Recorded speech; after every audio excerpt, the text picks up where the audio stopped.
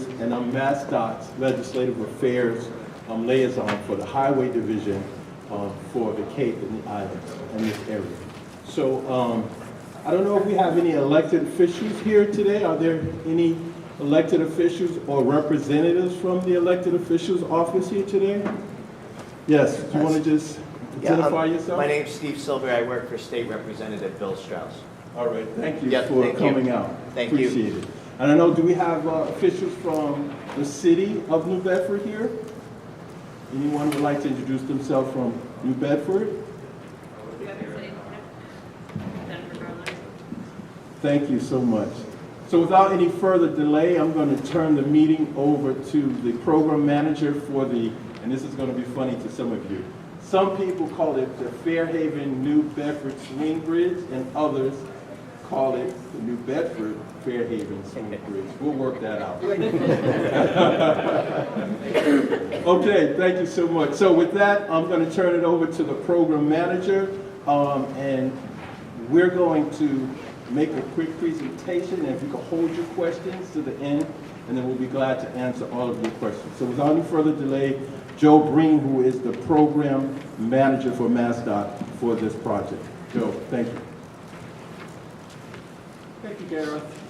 Good evening, everyone. Thank you for coming out tonight. My name is Joe Green. I'm the project manager for the Fairhaven New Bedford Swing Bridge Replacement Project. Tonight is an in-person meeting. Tonight is January 9th, 2024.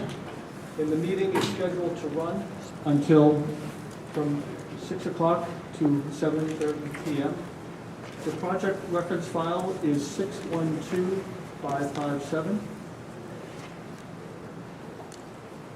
I'll provide a 30-minute presentation, and that will be followed by a question and comment period with myself, Joseph Green, the project manager, Richard Bilski, our District 5 design engineer, Francisco Rivera, our Complete Streets Director at MassDOT, and our design consultant with Majeski and Masters, Tom Cole. The following is MassDOT's notice of diversity and civil rights.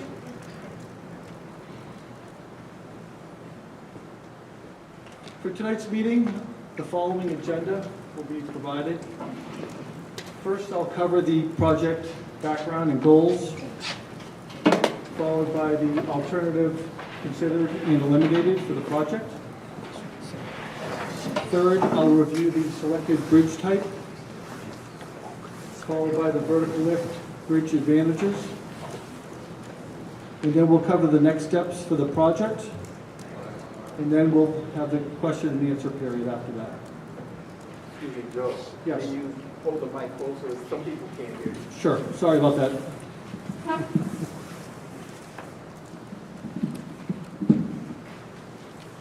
So, as stated, I'm Joseph Green, I'm the project manager.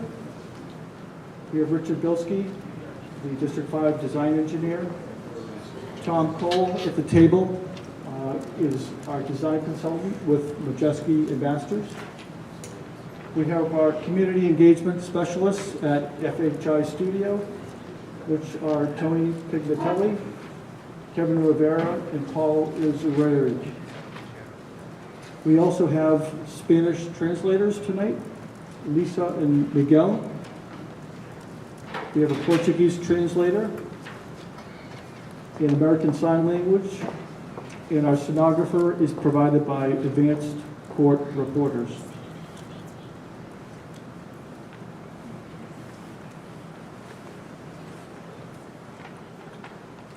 So first I'd like to cover the project background and goals. The goals for the project are to reconstruct the bridge to ensure a 75-year life or greater for the project, for the new bridge. We want to minimize the disruptions to the bridge users during construction. We want to eliminate functional deficiencies, which consist of the long opening time, which causes delays for vehicles, pedestrians, and bicyclists. We want to minimize the underbridge clearance, which requires to open for most vehicles, for vessels rather.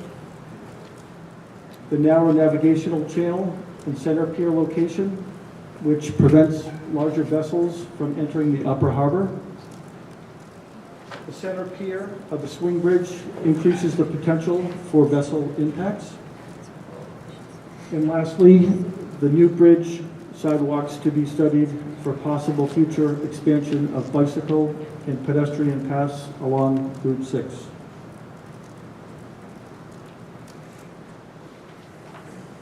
The bridge history first started in 1903 as the current Fairhaven, New Bedford bridge is completed. In 1965, the first bridge replacement study was authorized. In 1984, the major bridge rehabilitation to prolong the life of the bridge was completed. In 2014, the Route 6 corridor study identified several potential replacement alternatives. In 2022, funds are secured for the design, development, and advancement of the project. Most recently, in 2023, the preliminary studies, agency coordination, and bridge type determination were worked on. Continuing on with some of the history, the A&P Roberts and Company began construction in 1899. The bridge was completed in 1903 and called the Fairhaven, New Bedford Swing Bridge. The rehabilitation and repairs were completed 3 major rehabilitations in 1920, 1992, and 2014. And in between each of those 3 major rehabilitation milestones, the bridge maintenance occurred every 10 years in between those dates.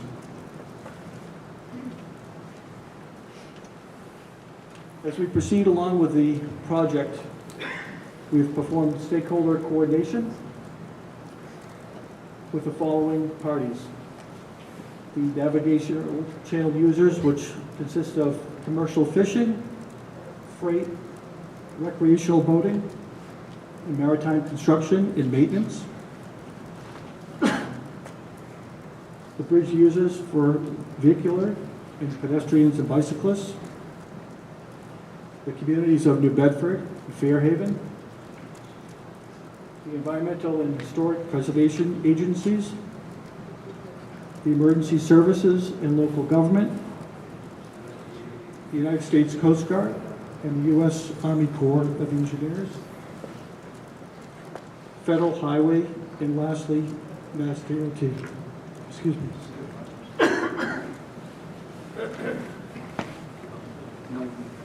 So the previous studies, the first replacement study was authorized in 1965.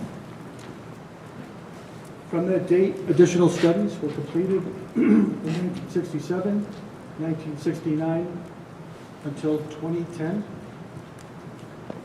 And the most recent study was completed in 2014, which was called the Fairhaven, New Bedford Bridge Corridor Study.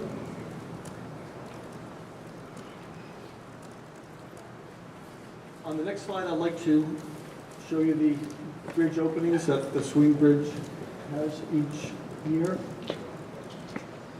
On the vertical axis are the bridge openings in thousands, from 0 to 6,000. And on the horizontal axis are the years from 1981 to 2023. Most notably, from 2013 to 2023, the bridge averages approximately 4,900 openings per year. And when the bridge is open, the next slide will show the bridge passages by vessel type that go through the bridge. On the vertical axis, we have 0 to 7,000 vessels that pass through the bridge. On the red line are the fishing vessels, which represent approximately 5,000 on average vessels that pass through the bridge each year, followed by the purple line, which are tow boats and tugs. The green line, which represents pleasure craft, which are about 2,800 vessels per year that pass through the bridge.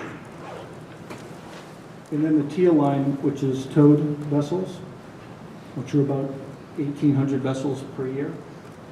And lastly, the blue line at the bottom, which are steamers and tankers.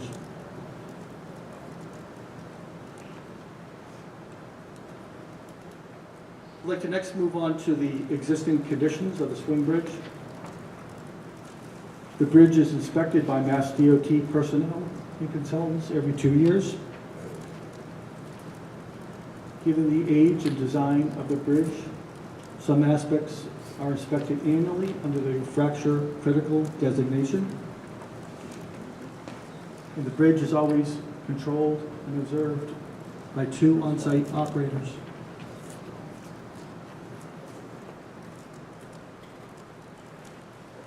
Based upon the bridge inspection reports, the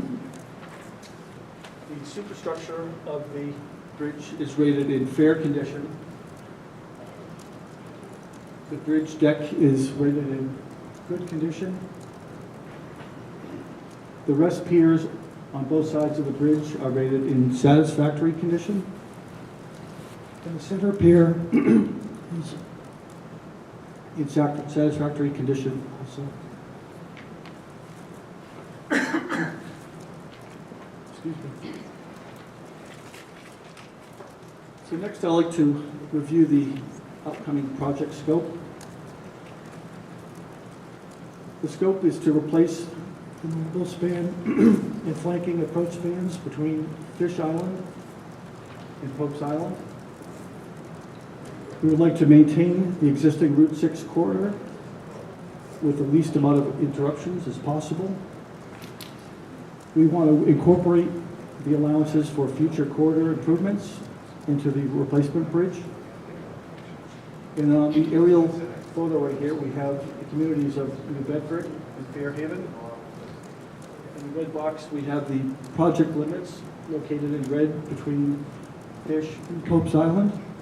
Can you speak into the mic, please? We keep losing you. Sure. Hold it. Hold the mic.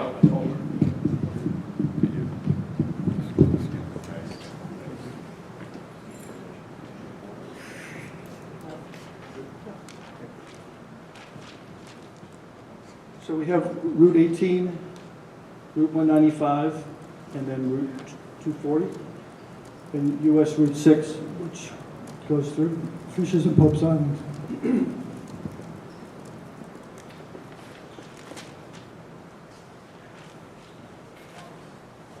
The next photo is the project limits enhanced a little bit more in detail. Here we have the red box with Fishes Island and Pope's Island, and the communities of Fairhaven, New Bedford and Fairhaven. The next slide is a Mariner's navigational map, which shows the project limits of the swing bridge for Mariners.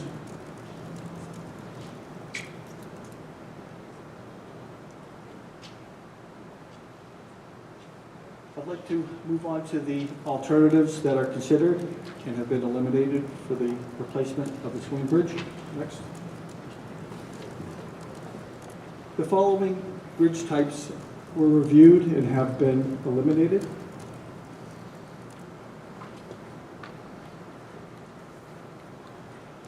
The first type is a swing bridge, which is what we have right now. As we see on the left-hand slide, the existing Fairhaven, New Bedford swing bridge. Another example of a swing bridge is in California, on the photo on the right-hand side.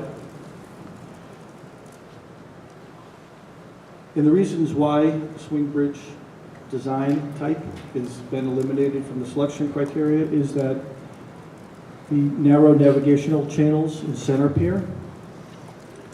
Larger vessels cannot access the upper harbor. The center pier increases the potential for vessel impacts. The extended roadway closure duration for construction. The second of the three design types that we eliminated is a rolling lift bascule bridge. An example of a rolling lift bascule bridge is shown on the photo on the left-hand side of a bridge in Tennessee, followed by the North Drawbridge, which is located in Boston on the right-hand side.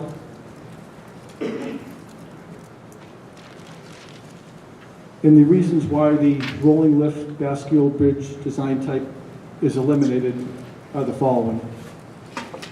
First, there's a limited navigational opening width. The bridge clearance in the closed position is reduced from the existing. The increased mechanical maintenance and inspection costs. The mechanical equipment is at the roadway level. And lastly, the extended roadway closure duration for construction.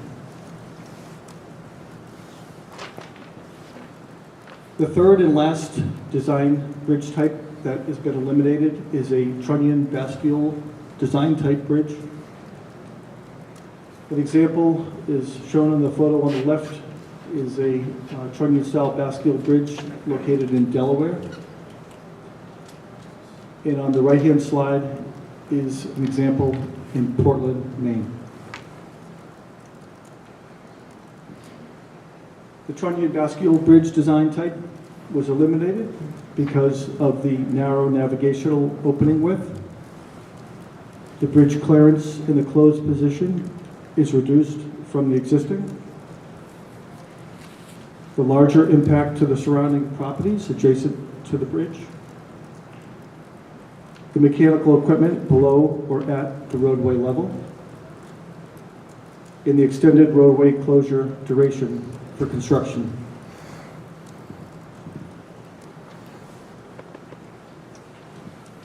So I'd like to cover the selected bridge type. And that is a vertical lift span as shown in the photo right here in the closed position.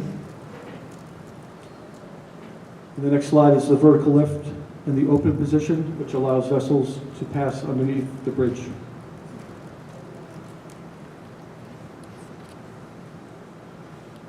For the vertical lift span, the proposed bridge will have a navigational channel width of 260 feet. The navigational vertical opening will be 138 feet from water level to the bottom of the lift.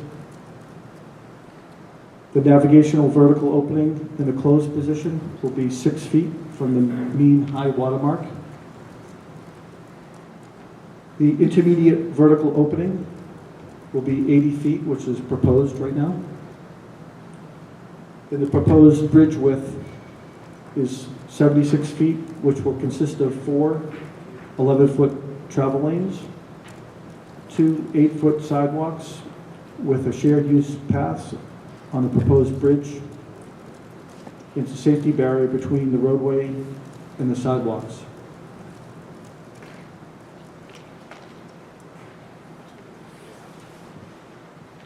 As you can see from the aerial photo, we have the existing swing bridge, which has a 95-foot clearance for vessels on both sides. The proposed vertical lift span will have a navigational channel width of 260 feet. The proposed fender system will be located in approximate location of the existing fenders. And there'll be no obstructions in the center pier, which are currently 75 feet.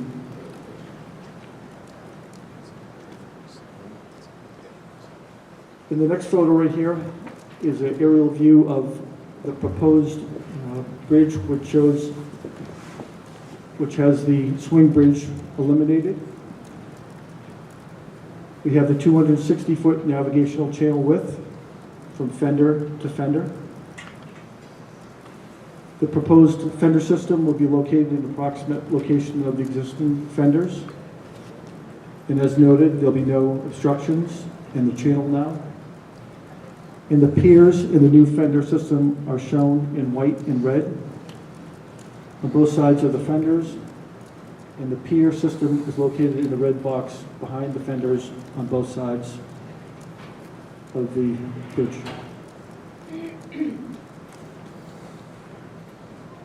The following slide is a rendering of the proposed bridge and what it may look like. The tower height above the roadway would be 190 feet. We're proposing two opening heights. The first would be an elevation of 80 feet and also a maximum elevation opening of 138 feet for larger vessels. And we would also have the 76-foot wide bridge with the 4 lanes of traffic and a railing separating the sidewalks on either side.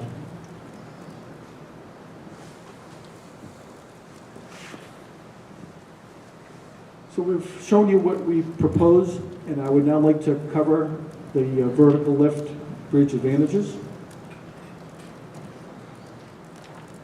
The first advantage for the vertical lift span is navigational. Navigation will be maintained with the exception for occasional outages that will be approved by the United States Coast Guard and communicated to all mariners. It will have the lowest impact during construction for commercial fishing vessels, pleasure craft, other commercial vessels, tows, tugs, and steamers. It will also have the limited restrictions to navigational opening during construction.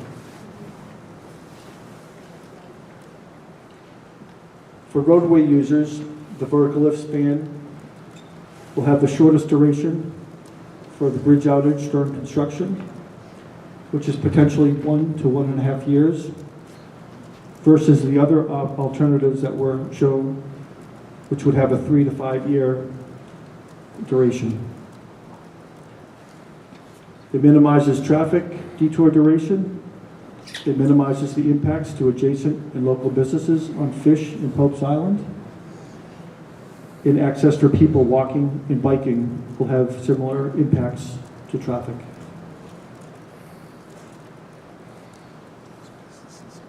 For construction, the advantage will be the optimal choice for constructability. They'll have the smallest foundational footprint. It will allow for accelerated construction methods. The lift towers can be constructed with minimal impacts to navigation, vehicular traffic, and people walking and biking.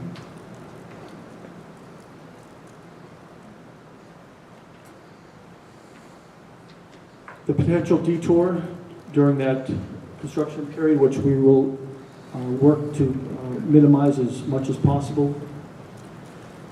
We'll study for the proposed detour routes. We'll start with previous detours that have been in place historically. Additional traffic studies will be performed at key intersections such as Benoit Square, the intersection of Cogshell Street and Route 18, and of course the octopus at the intersection of US 6, Pleasant Street, and Foster Street. And the detour routes in alternate transportation will be studied for people walking and biking.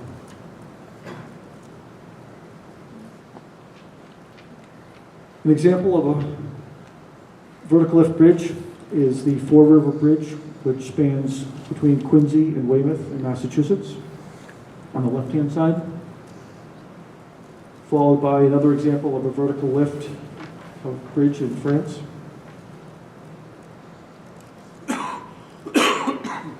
Another example of a vertical lift bridge in New Jersey on the left side, and another example in Texas. Followed by a bridge example in Louisiana and also in Florida.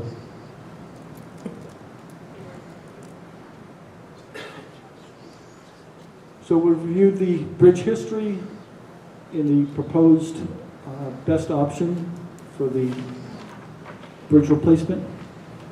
I'd like to next review the steps where we've been and where we're going to go in the future with the project, for the next steps. We have worked on a United States Coast Guard Navigation Impact Report. The report has been prepared and submitted to the United States Coast Guard for review. The Navigational Impact Report recommends the same lift bridge alternative in 2 lift heights. The United States Coast Guard will review the Navigational Impact Report and provide preliminary clearance requirements in concurrence with the recommendations.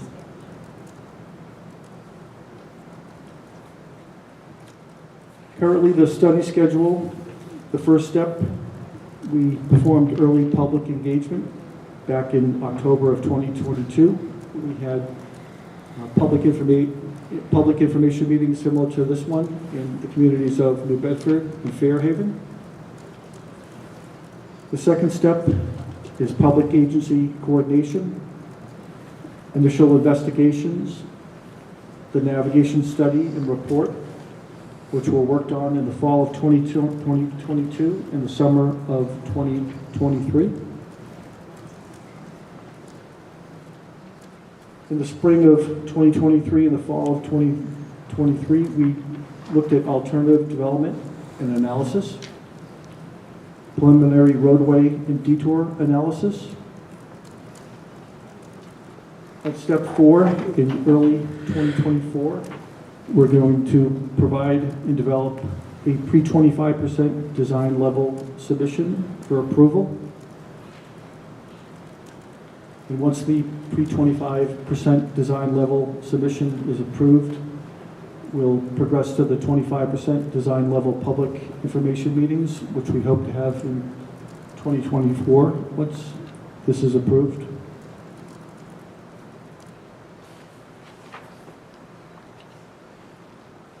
We hope in the next year or two to have the 25% design level submission and approval completed, and then progress from step 7, the 75% design level submission and approval, to step 8, which is the 100% design level submission and approval, and then the construction project advertisement in 2027, and then hopefully start construction after that. So we still have a lot of years ahead of us and a lot of steps to work on. And we will continue to work with the community, have more public information meetings to get you involved in the project. So I would now like to open up the floor to everyone who's attended tonight to ask questions. Sure, 1 second. Tony, with our community outreach, is going to help with that process. Yeah, I'll help facilitate the question and answer period. So I think I saw your hand raised and then your hand raised. So I'll do my best to get to you. And before you speak, if everyone could just state their names, and then for the stenographer, please spell your last name. Hi, my name is Deneen Eilertsen, Eilertsen. I'm sorry, but I could not see the number of the slide that I was looking at, but it was 2 slides before the bridge openings. Sure, we'll go that slide right now. Can we go that?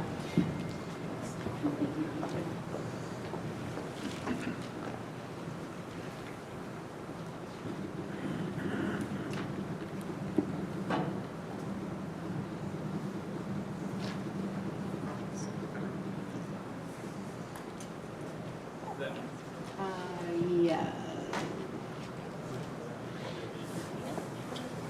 So I was looking at a slide, I was trying to figure out how you came up with the users that you coordinated with to come up with these. You said that you coordinated with commercial fishing and freight and recreational boating and maritime. What about all the abutters? And how did you come up with the list of who you were going to coordinate with? So the majority of the coordination we've done so far is for the Coast Guard navigation impact report. That's really the first step. We have to get their buy-in on a preliminary opening so we can then do the bridge type study. We reached out to every address in the area, got a mailing, or they were supposed to. And all the businesses we could find, we coordinated with the New Bedford Port Authority to get suggestions and to reach out to all those users and Butters? butters. Well, majority for maritime users it was the primary focus. Okay, well, I'm just curious because it's commercial fishing. We're a butters. We've received nothing since the meeting at Fairhaven High School 2022. Yes, October of 2022, yes. So right now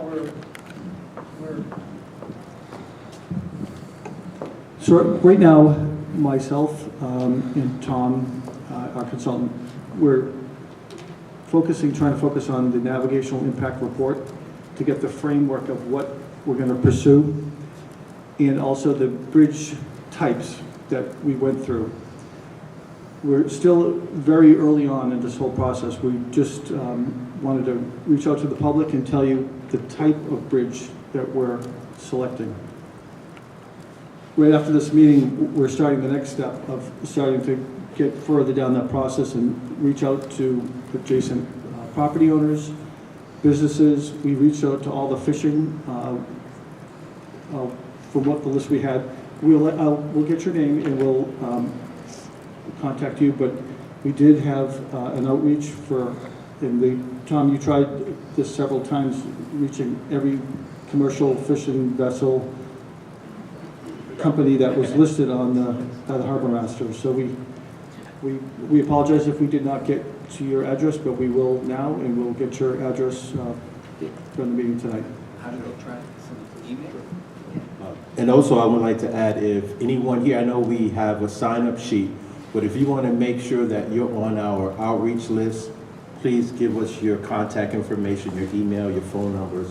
We'll make sure that in the future you'll be notified, okay? So thank you.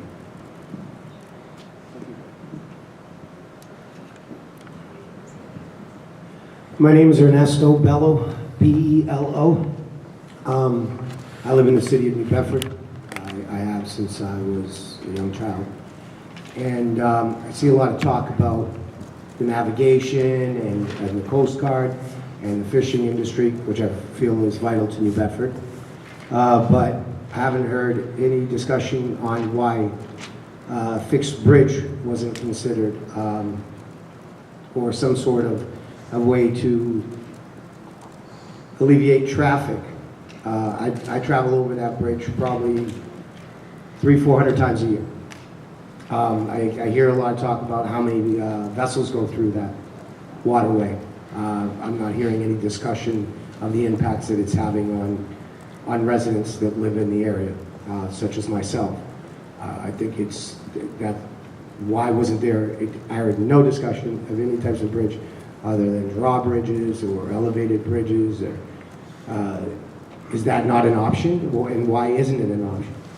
And I mean, you're referring to 3 to 5 years. I don't think I can think of many bridges, and I can't think of one that took 5 years to build.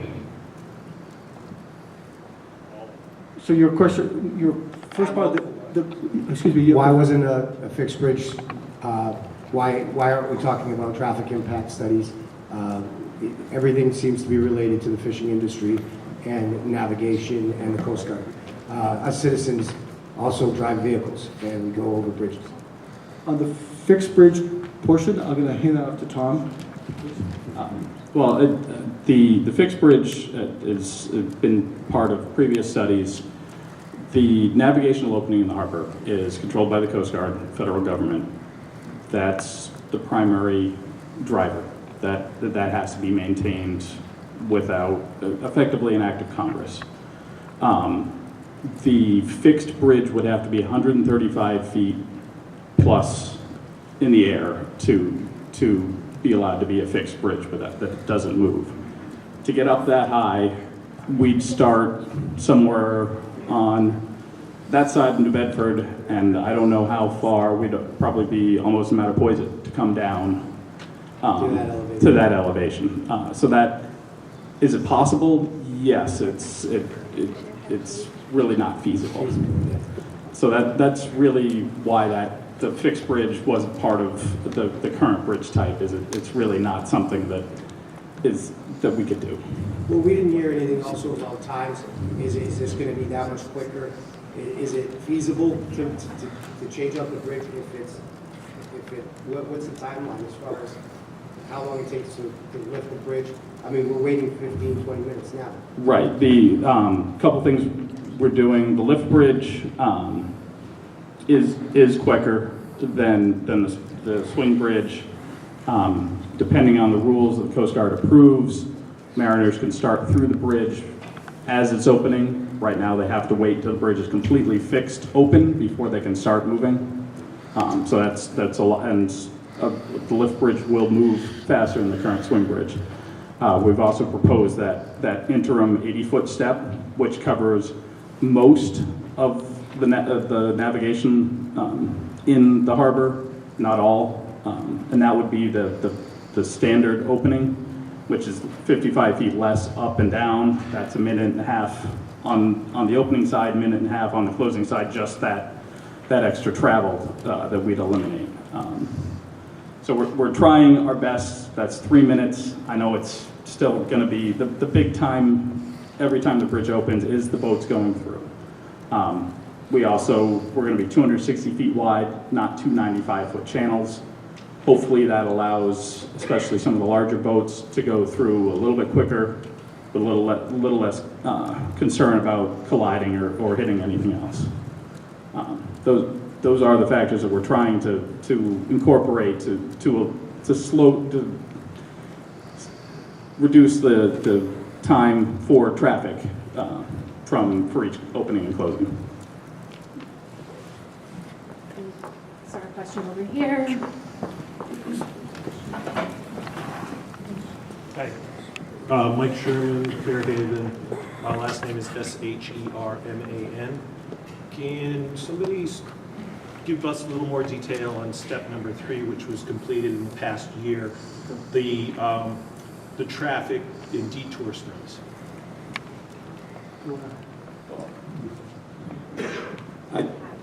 It started in 2023. I wouldn't characterize it as complete. We've taken the District 5 has taken a lot of traffic counts.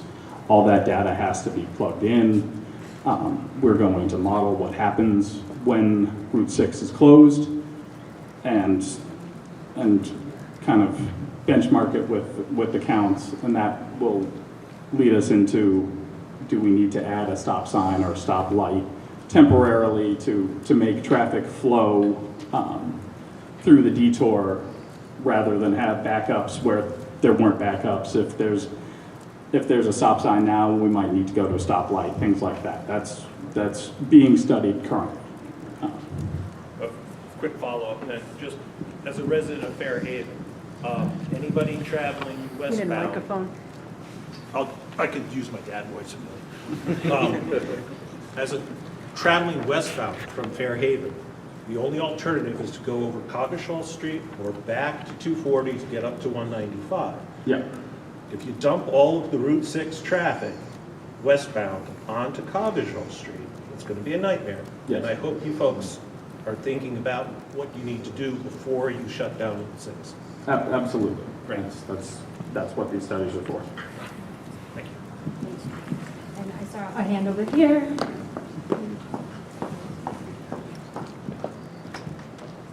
Hi, I'm Nicholas Carvalho, Fairhaven resident. I'm also an engineer, but I like what you guys have done so far. For the design side of the cyclist and pedestrian lane, have you guys done anything for that yet?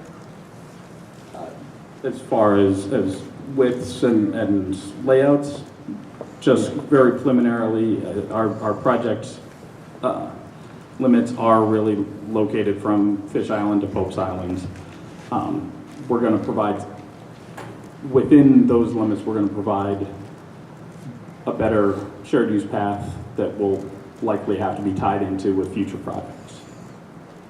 So the path's going to be shared use, and is it going to have a barrier from traffic to? Yes. Yeah.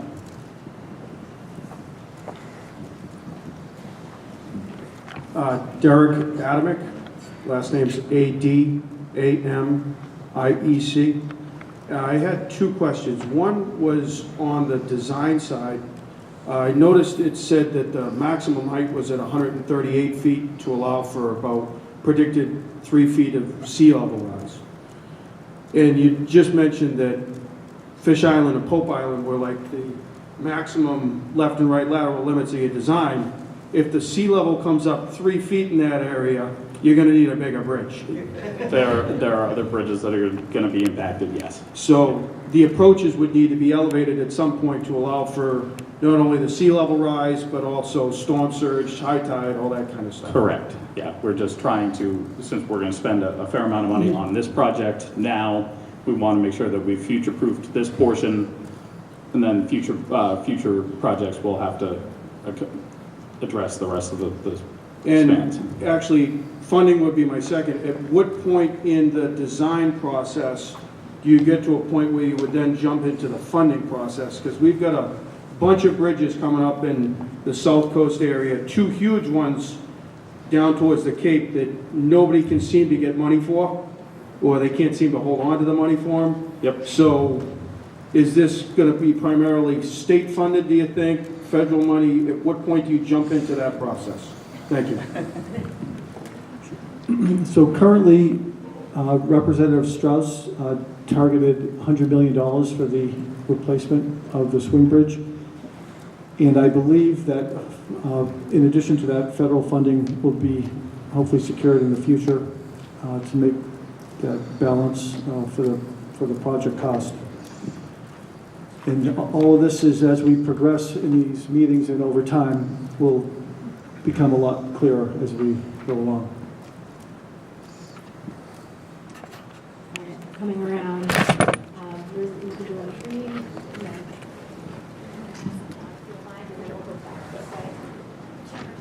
Just on the project description on the website earlier, Will Gardner, Gardner from Fairhaven. On the project description on the website, it said that bicycle facilities will be provided in the form of a usable shoulder. Can you elaborate on that, or is that still going to be part of the design? Well, I guess currently that is the legal use of the bridge. The sidewalks are for pedestrians and bicyclists are supposed to use the roadway. We are looking at shared use paths, which will then put bicyclists with pedestrians away from traffic. Yeah, and I would urge you to do so. I think a lot of folks here cross that bridge. A lot of us on bike, by foot. Yes. A lot of kids cross that bridge, right? And it's actually one of the few protected places where you can bike, even though technically maybe we're not supposed to Yes. in this area. So we'd hope to maintain that safe route. You've got the blue lane on the New Bedford side. You have South Coast Bikeway. We've done a lot of work to create this infrastructure. We appreciate that. Thank you. Yep. Hello, Jamie Jackwart, last name Jacquart. I just want to echo both what Nick and Will were talking about. The shared use paths are really important, and to use your phraseology, possible future expansion of bike and pedestrian routes makes me uncomfortable, especially at a 25% design. I think that's an imperative thing that needs to be included definitively and not as a possible, so if you could use some stronger language. And I would just remind you that the whole complete streets philosophy is supposed to be built into our projects, specifically that we're improving accommodations for bicycles and pedestrians on bridges. That's our mandate. So I would hope that you take that to heart. We will, and we have not started the pre-25% design yet. So this meeting is, We want to reach out to the public on the proposed vertical lift design. That's the main goal for tonight's meeting, but to also go over the other topics that we're also addressing and reviewing in detail. And we will review the shared use path in detail. Thank you. Hi, Aaron Novy, last name Novy. I live in Fairhaven as well. I just want to echo what they said as well with the shared use pathway.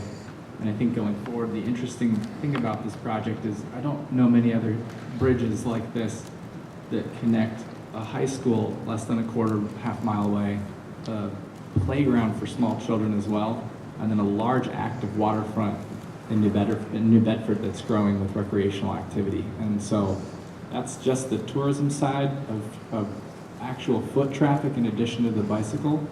And in addition to that, we have a lot of dock and fish facilities that have a ton of their employees who rely on foot traffic to get there as well from both sides. So I just wanted to echo that. Thanks. Laura Gardner, Gardner. I'm a Fairhaven resident, and I'm also on the Sustainability Committee in Fairhaven and co-chair of Climate Reality Massachusetts South Coast. I work in Dartmouth, at Dartmouth Middle School, and for the last 8 months or so, I've been riding to work almost every day on my pedal assist e-bike that my husband bought for me. And I always defer to pedestrians, of course. And I love riding over the bridge in the morning. It's beautiful. It's such a great way to start and end my work day. And I just want to echo everything that everyone else has said, but also reiterate that the state has really ambitious climate goals, and part of those climate goals is to prioritize active transportation and fossil fuel-free transportation as much as possible, and that this is a really awesome opportunity to make a really cool shared use pathway for all of those people doing active transportation and commuting to work on their fossil fuel-free bike or walking or something like that. So, thank you. Hello, I'm Mary Ellen Boyle, B-O-Y-L-E. I'm going to stay on the shared path concern, and I do support what we've been hearing. I have a question for you, though. Shared path could include wheelchair users and other people. Are we mandated to use the ADA here, to adhere to the ADA? Yes, the shared use path is not a bike path. It's a bike facility that allows pedestrian use, wheelchairs, motorized assist vehicles. That's why it's a shared use path. But because of the wheelchairs, and it will be ADA compatible fully. Well, that will help us all. Right. And MassDOT does have a very robust complete street policy, and we will be incorporating that to this project. So I want everybody's fears at rest that to the greatest extent possible, within the limits of the project, we will address all those needs, and future projects will be able to tie into that.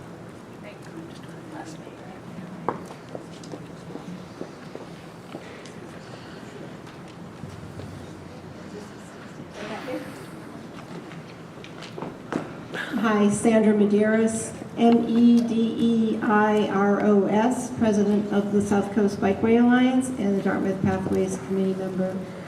I would implore you to prioritize public safety. We've had some recent fatalities, pedestrian and bicyclists, in the last few years, and we need that to be our priority and to provide us with a 10-foot shared use path, minimum standards, I understand.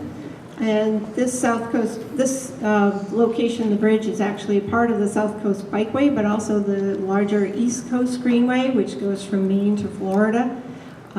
As our fellow attendants here spoke of, it's a commuter corridor for fishing employees. I hand out bicycle lights to people daily. They're riding in the dark in unsafe conditions through the area, and this is should be a priority for all to make this safe passage.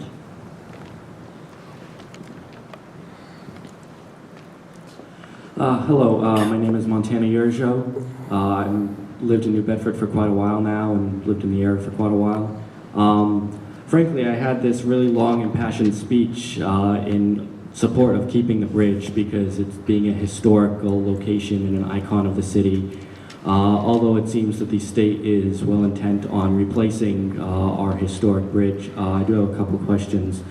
Will a new bridge still have a more like historical look, like with trestles, or will it just be like a cement blob, like modern bridges seem to be?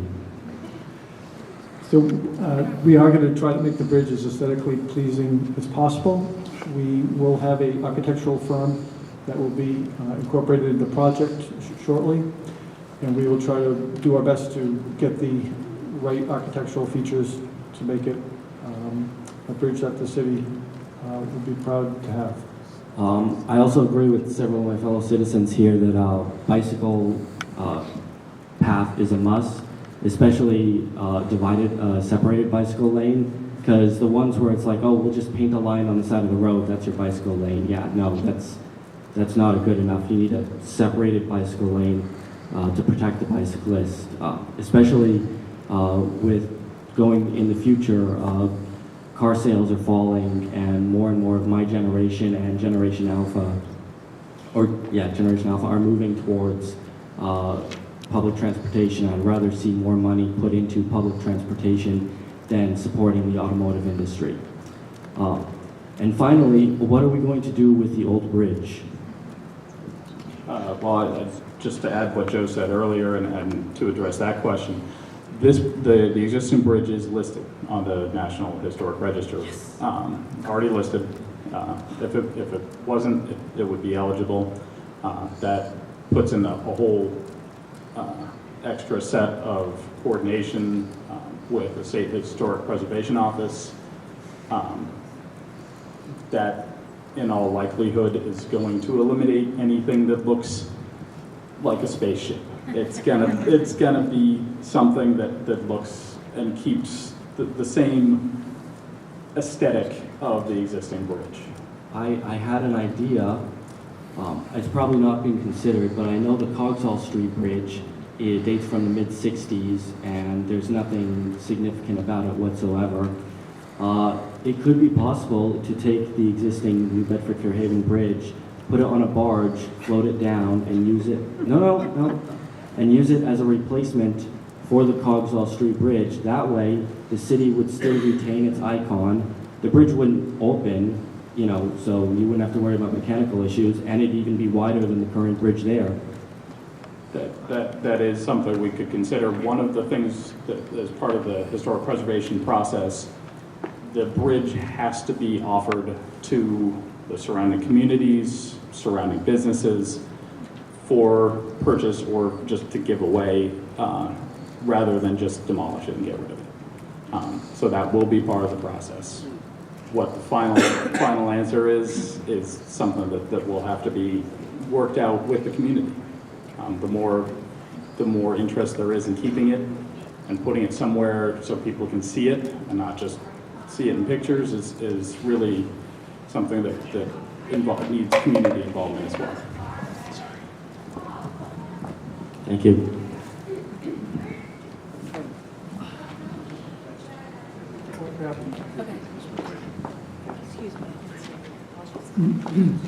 My name is Jim Sharp from Mattapoisett, S-H-A-R-P. How closely are you coordinating all of this with the Route 6 study? Your chart shows 4 lanes of traffic, and their study proposes a variety of solutions, two lanes of traffic, more bike lanes. Are you talking to each other? How is that input being directed into the new bridge? So right now we're focusing on selecting the design type, which will hopefully be the vertical bridge. And now we're progressing after this meeting. My design engineer, we're starting that process of now moving to the next level of starting to do the pre-25% design. So we'll start to integrate all these components that people have addressed tonight. And then we'll have another public information meeting and start to fine-tune all these interests that have been arised tonight. So you all talk to each other? We will. Okay. Right now, we have not. It's just, but we do have the design engineer for our district, District 5, Rich Bilski, who covers all the projects in the area. And we are in constant coordination, and I'll let Rich talk a little bit more. Yeah, currently the study that you're referring to in Manitowoc is looking at a possible road diet of reducing from 4 lanes to 2 lanes. However, the studies and numbers that we've looked at, we don't see that transferring over into Fairhaven. We don't see it going below 4 lanes, at least to 240, just because of volume of traffic. But heading further east, there's studies and projects being developed now that would reduce Manitowoc at Marion and Wareham to a 2-lane cross-section. Okay, Or thank you. some variant of that.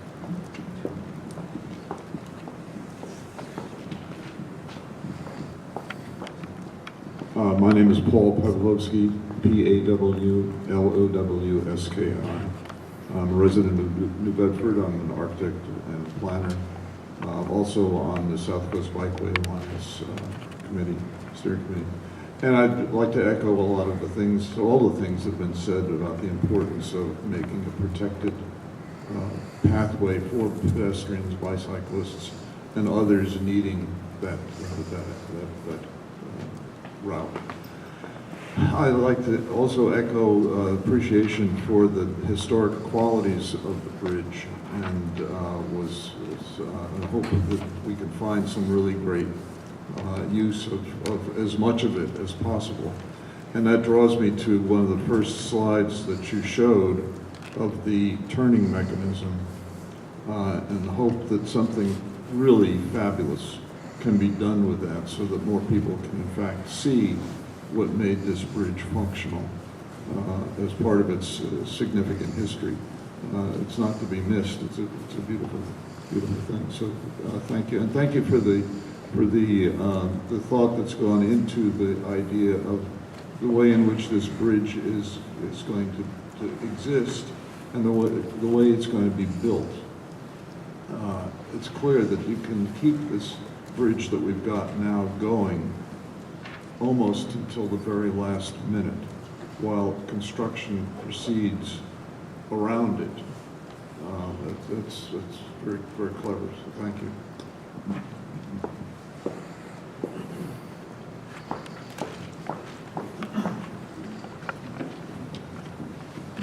Thank you. I also want to echo all the remarks and support people have made for protected pedestrian and bike lanes, and to keep this in the scope of the current discussion on whether or not to do the lift bridge. I was wondering does the lift bridge design leave open the possibility of a separate protected pedestrian and bike lanes, as well as the 4 lanes for traffic, or does this bridge type foreclose that for whatever reason? I can answer that question, but I'm going to have my specialist answer that. No, the lift bridge would be able to have shared use paths on it. Things we're looking at, is it all inside the truss members, or would we have a cantilever sidewalk? Those are the things that we're looking at now, is how to get everything to fit. Right now, the road, I mean, there's a warehouse on one side, there's a restaurant, there's a marina. It's very close quarters there. So that's kind of the dictated width we have. We are looking at various options to improve upon that as best we can, to give the 4 lanes of traffic, but also shared use path. Yeah, and I guess my question, because I would hope all the discussion's been about a shared use path. I hope that wasn't foreclosed by this. I guess that was my specific question, was 2 separate rather than a shared use. Does this bridge leave the possibility open for separate pedestrian and separate bike or not? Separate pedestrian, separate bike. It's not really policy, yeah. But the shared use path, so everything combined is the direction, the state's policy.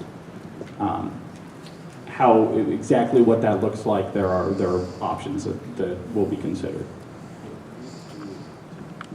Any of the facilities we're providing will be protected. Hi, my name is Quinton Vieira. That's V-I-E-R-A. I'm a Fairhaven resident, and I've been in the aquaculture industry for a couple of years now.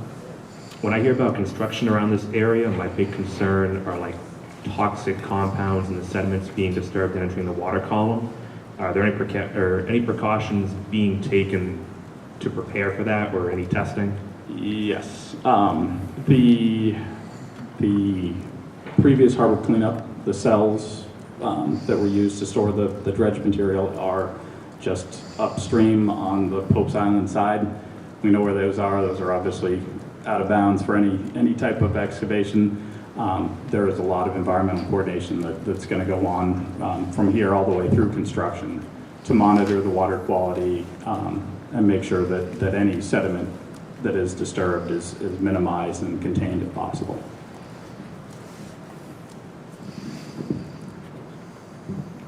Any other questions? Okay. I'm going to start here and then I'll work my way around. Hello, Ned Carson. I'm from New Bedford. There have been a lot of comments on bicycle accommodations and shared use paths, so I'll just state from a first-person perspective, I'm a daily bike commuter in New Bedford, and I think for drivers and bicyclists, based on the number of comments like, hey guy, go get on the sidewalk, it would be great if we can make that happen so that way bicyclists and motorists just don't have to share space on the road. Because yeah, I can tell you from first-person experience, neither party likes it in this area. So thank you.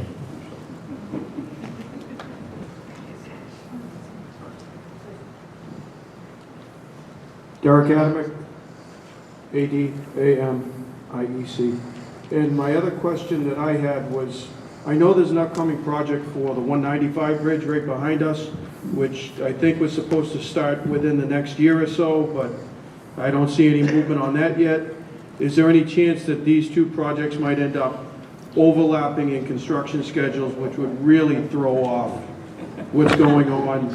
I mean, I don't think the Cogswell Street Bridge could handle that. No. Well, the simple answer is no, there will not be overlap. 195 is going to go first. I don't have details on the exact timing of 195, but it will be before this bridge.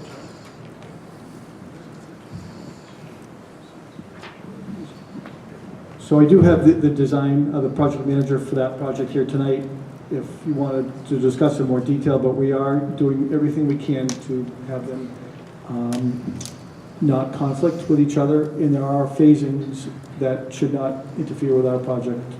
So we are aware of the project. The person that is the project manager is in my office. I see him twice a week, so I have his slide deck and the phasing of that project. So we're still a long way away in our project from getting anything constructed. So who knows what will happen in the future, but I am aware of the project. Thank you for bringing it up. And I have been monitoring it actually the past couple days of where the status is and the phasing of the sequence of work, because it is a big project. What is this?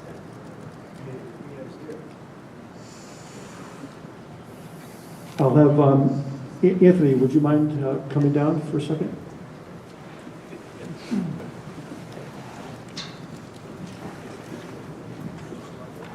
So Anthony Christakis is the project manager for that project, and he can elaborate a little bit on that. What was the question? The question was on timing? Scheduling, yes. Scheduling. We are in the final stages of design right now, and we are preparing to put out our letters of interest to contracting parties, design build teams, in March, with the RFP scheduled to go out this August. That's the request for proposals. That's followed by a selection process. This is our project. The 195 project is a little bit different. It is a design build project where we've advanced the design to, we've advanced a base technical concept design, and we're allowing the design build teams to start construction and complete the design. CM at risk? I beg your pardon? CM at risk? Or? I'm sorry? Construction management at risk. Is it construction management at risk? It's another whole. Yeah. So that whole selection process is expected to take us through the end of the year. We expect an NTP, which is a notice to proceed, sometime in early 2025, like January.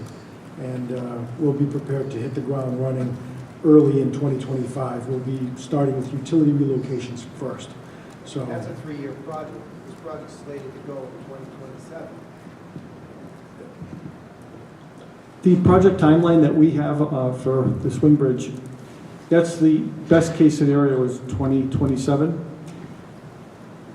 There's a lot of work that can be done while the bridge in the US Route 6 is still in service, because a lot of the foundation work can be done on the outside of US Route 6 for some of the drill shaft work in water work, which would be about a year and a half. So that work would not affect shutdown and possibly till 2018 or 19 or greater, 2029 rather. So it's a long way away, my project. His project is starting up soon, so.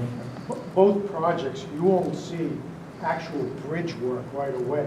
There's a year of advanced work which typically doesn't impact traffic. That needs to be done to set up the project. Especially the viaduct project, there's going to be a lot of utility relocations, new drain lines for the new stormwater lines for the new viaduct that need to be in place once we start constructing the new viaduct.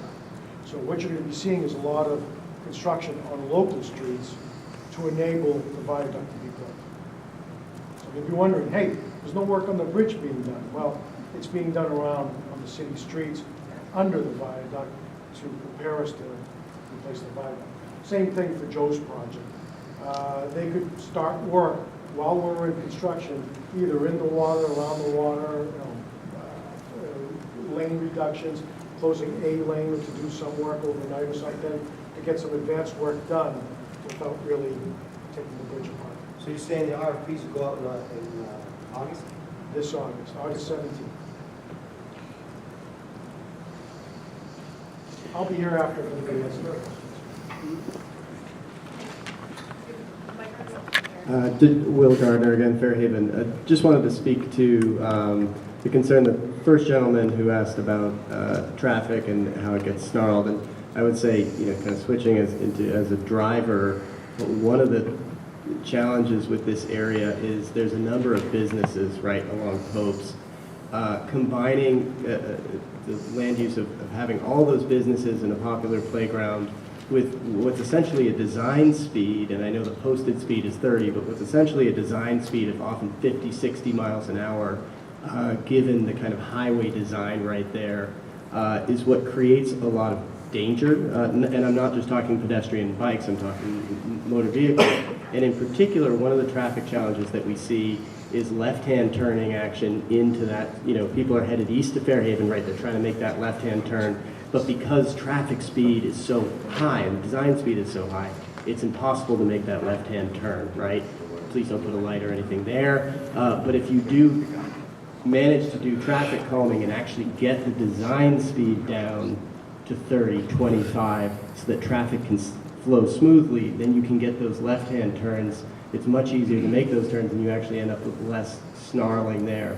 One of the things I saw just in your preliminary, I know you don't have the 25% done yet, is lane widths of 11 feet. I think if you're following complete streets guidelines and really trying to do that traffic calming, saw the recent Johns Hopkins study, lane widths of 9 feet will significantly reduce traffic accidents, calm traffic, make things much safer for folks who are driving and make that much smoother. So, thanks.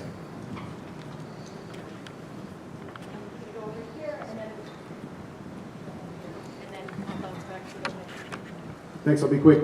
Gordon Carr, C-A-R-R. I'm the port director here in New Bedford. Joe and Tom, thank you for all the work. I think you probably knew this question was going to be coming. From a port ops perspective, instituting a height restriction where none existed before is always something that we want to be really, really intentional and serious about before we do it. This is, I think, as we all know, a 75-year decision. And seeing the amount of activity that's already underway on the north part of the harbor, we expect, given how busy the entire port is and the space constraints that we're facing, that that's going to only continue. Appreciated the sort of top line arguments on how those other alternatives were eliminated. not tonight, but at some point, getting a little bit of the detail on that, right? Because I think any of the cycle times on the designs that you looked at are going to be faster than what we're having now. So it's really a matter of degree, right? And if you're talking about restricting the width with a vestibule bridge versus the vertical lift, again, matter of degree, right? If it's worth the trade-off to install the vertical lift bridge and really put that permanent restriction in, I'm in, right? It's just helpful to understand that, right? I think, like, if we were doing this conversation 75 years ago, the concept of container ships wouldn't have existed, right? Because the shipping container wasn't invented until 1956. So we're really doing a lot of guesswork on what the future's going to hold. 138 feet, as you guys have said, I think, is basically the same as the canal, right? So all we're doing is being tied with everybody else, whereas right now, we have a significant competitive advantage as an industrial port without any height restriction, right? Even Provport, has height restrictions, right? So it may in fact be, and I'm not second guessing or doubting your analysis, but for all of us involved to know kind of the underlying detail on how much faster it is, how much faster the construction is, what those limitations are, they're going to be really helpful as we go forward and kind of rationalize and justifying the decision. All right. Thanks. Thank you.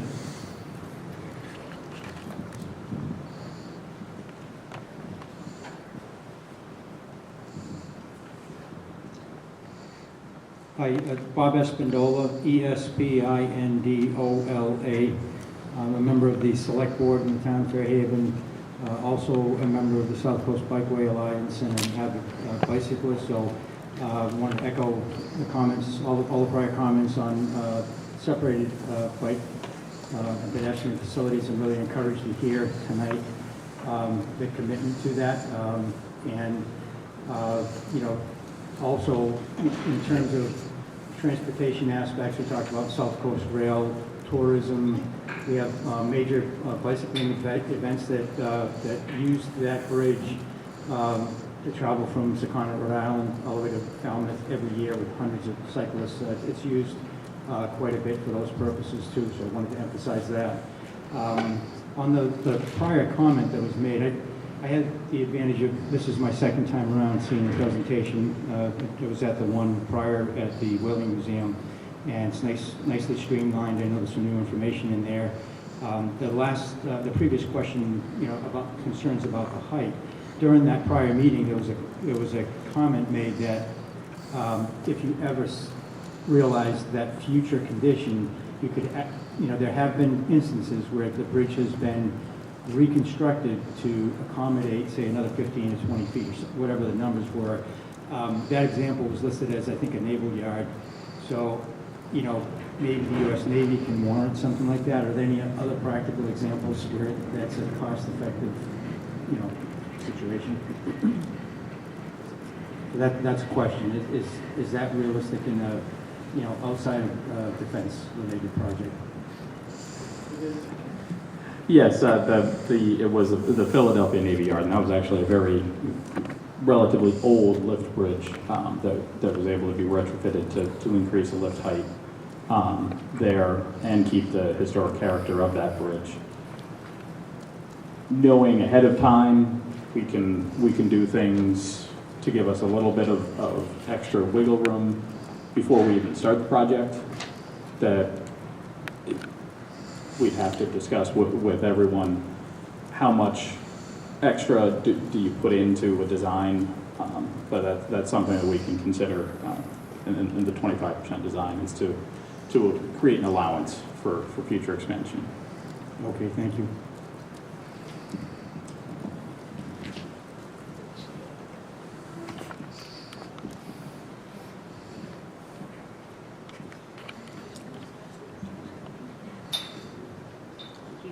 Hi, my name is Sarah Labossiere, Labossiere. I'm a resident of Dartmouth. I'm a South Coast Bikeway Alliance member and a Dartmouth Pathways Committee member. I first want to just comment that I very much appreciated Mr. Gardner's observation or comment about the traffic calming, and that, everyone knows that when it's posted, people are driving faster than that, and it just it behooves us to plan for that and plan a lower speed limit. And other traffic calming measures like minimizing the width of the roadway. And I'm also pleased to hear some of the comments that you folks have made about that any of these facilities we provide will be protected. I like hearing that kind of comment. And also ADA compliance was committed here, and also the encouragement that you haven't even completed the pre-25% design. So there's still time to consider these concerns.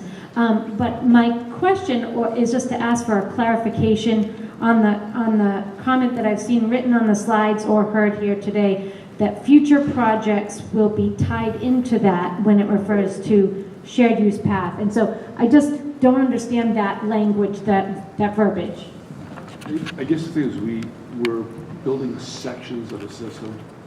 So, I mean, currently there's a path in New Bedford, it goes up 18, it takes you up to the structure, but you basically are on a wide sidewalk. So we have the opportunity with this project to provide a full shared use path over the bridge. We want to utilize that opportunity within the limits of this project. So, approximately at some point on Pope Island and some point on Fish Island. Then when those two other spans are, renovated, replaced in the future, those can be upgraded. But we're building a bridge for a minimum 75-year design life, so we need to incorporate these features into it now, so they'll be available when we have those next opportunities. So something will be provided now, and you're even hoping to expand upon that. Is that what you're saying? Correct. The facility that we are building will provide those facilities on the structure within the limits of this project.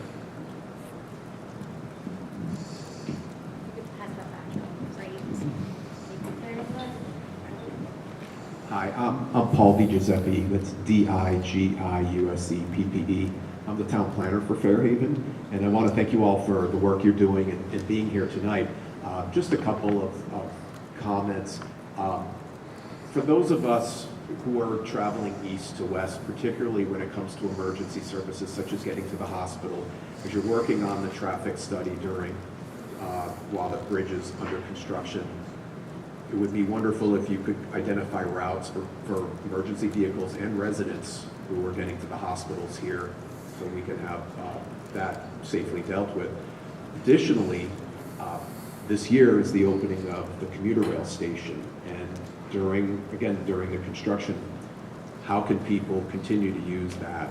So having recommendations for helping those of us east of the construction to get over and use the commuter rail would be great. Thank you. All right, any more questions? Okay. Come downstairs over here. Hi, I'm Jennifer DeMello. I am a Fairhaven resident and I own a business on Pope's Island. I'm just wondering what during the construction, the impacts to the businesses along Pope's Island and Fish Island, what if any, other than no traffic coming by our businesses, what other impacts might we expect?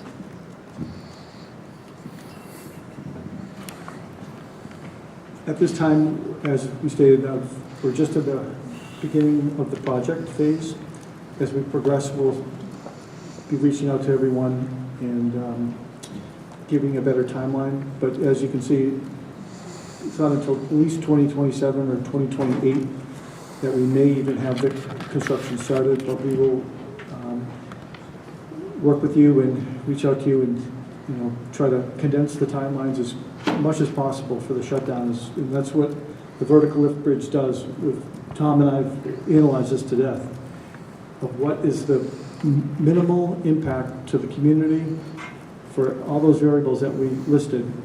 And having the vertical lift, we can have the structures built online when the bridge is in operation and the roadway is in operation for a good year and a half to minimize as much as possible that shutdown period. And so we will be working with you. We're doing our best in the design, and then when we start to do the RFP for construction to minimize those durations for the business owners. But at no time will access be denied to Hope Island or Fish Island from the Cognizant side. The scope of the work is in the project limits, which were listed from the one edge of Fish Island to Pope's Island. Those are the project limits. Larry Langlois, L-I-N-G-L-O-I-S. I noticed when the bridge is open, the boats go through, and then when it closes, it takes like 3 minutes to close, but the final engagement takes like 4 minutes, that last little step. I'm hoping this new vertical lift bridge has a good closing step, a lot faster.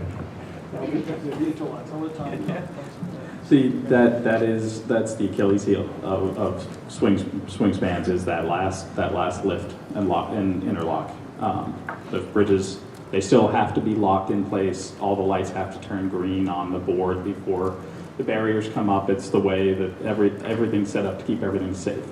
That being said, it's a system that'll be designed in 2025, not in 1901, which is what we have, with minor upgrades since then. But yeah, that is something that will be significantly improved in the new design. And then my other question is, when you're heading west in the north lane, it ends in a steep staircase that heads down to MacArthur Drive. Hope you guys can look at that, and maybe it's very steep, it's not handicap accessible. We currently have a project under design that's going to replace that with a switchback ramp. Okay. So that staircase will be eliminated, so there'll be bike access there. It will be ADA compliant. Okay.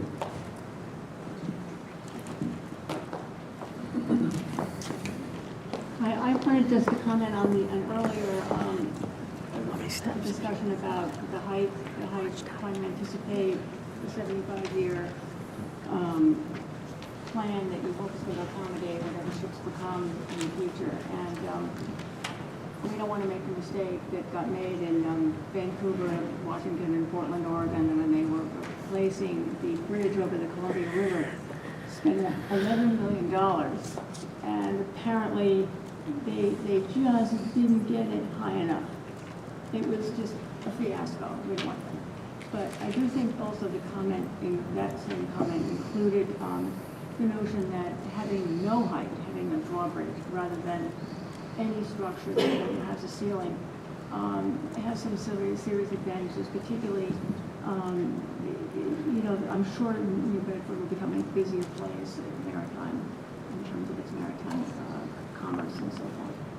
Anyway, so, I mean, in a way, people get used to doing making the detours, and so what the extra time would be, say, to do a bridge or drawbridge, if that's the obvious option for having a no height, way to get across, might not be as bad as you think.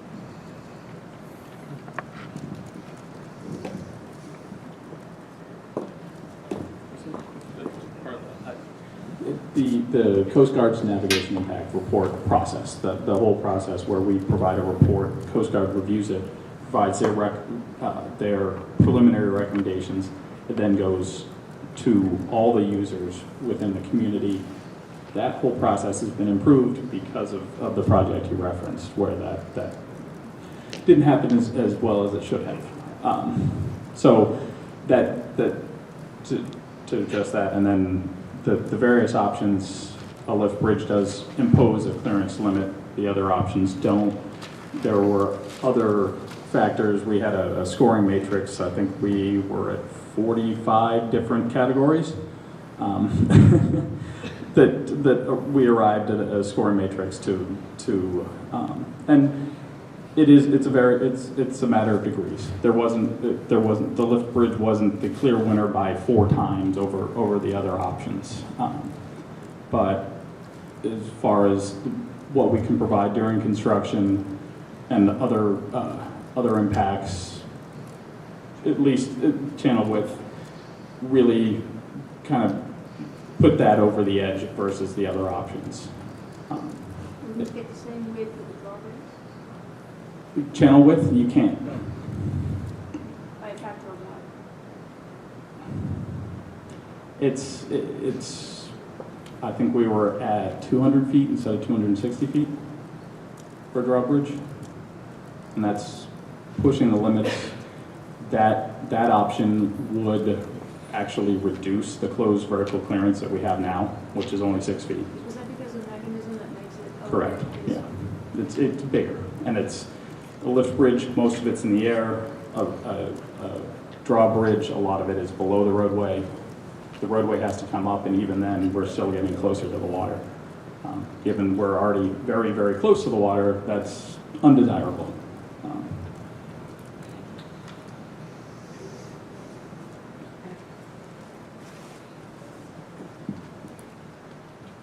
Montana Yojo again. I got one more question. Since you're planning for this bridge to be at least 75 years, and as the world seems to push more towards alternative transportation, more public transportation, more bikes, less cars, would the bridge be able to be retrofitted with trolley tracks should the city decide to rebuild the New Bedford Union Railroad? It's been done before. There are several bridges, Portland, Oregon being one. That Jacksonville Bridge that we had a picture of has light rail across it. That wasn't their original design, but that's what they have now. So it's been done before, and certainly something that could be looked at if the rest of the corridor was envisioned that way. Any other questions, comments? Okay. With that, I think I'll turn it back over to you. Well, I want to thank everyone for coming out tonight. Thank you for all your questions. And as you know, we're at the beginning of this process still. And so the next steps that we're going to evaluate. So going forward, if you want to stay involved, there's multiple means of letting us know via email. You can scan the QR code. You can visit the project website. You can also type in a search for Fairhaven New Bedford Swing Bridge. It'll come up to our project website. Or you can write to Carrie LaValle, our chief engineer at MassDOT 10 Park Plaza at Boston, Massachusetts. Attention major projects, and please reference the project file number 612557. And I'll also just add, there's comment papers and where you can write comments on your way out of the meeting, and a box up there where you can leave them if you have a desire to do so right now. And there's also surveys up there to provide some feedback on the meeting format and all that. And thank you all for coming out tonight on this January night for the Fairhaven New Bedford Swing Bridge Replacement Project. This meeting is adjourned. Thank you.